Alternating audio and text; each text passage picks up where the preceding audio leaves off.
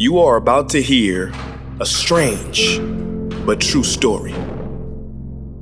Legend has it, Harry Houdini, the master magician, once claimed that he could break out of any jail cell in the world. All he had to do was walk into that jail cell with his street clothes on. "I'll be out of there in 1 hour, no problem," he said. Well, a very old jail down south heard about Houdini's claims, and they accepted his challenge. On the day of the event, many people gathered outside. Very confidently, Houdini walked right into the jail and into the cell, and they shut the metal doors behind him. The first thing Houdini did was he took off his coat. Then, very strangely, he took off his belt. Secretly hidden in Houdini's belt was a 10-inch piece of steel, very tough and very flexible, and Houdini started working. In about 30 minutes, that confident expression Houdini had when he walked in disappeared.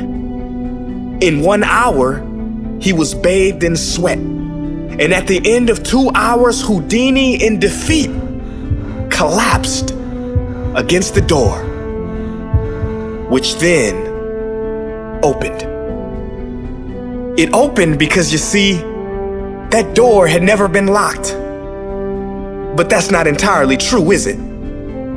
That door was locked.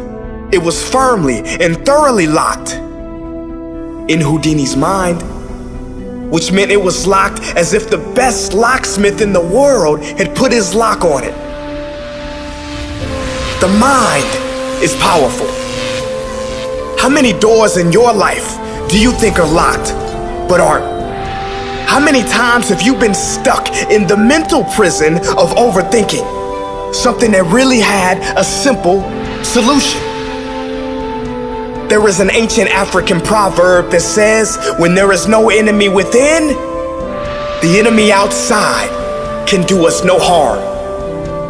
Your mind is the most powerful force you will ever face.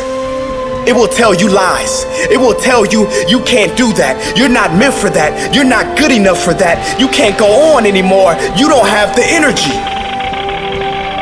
You must thank it for its opinion and carry on. Because like Houdini showed us, the only locked doors that exist are in your own mind. The doors in reality are open, and all you have to do is walk through.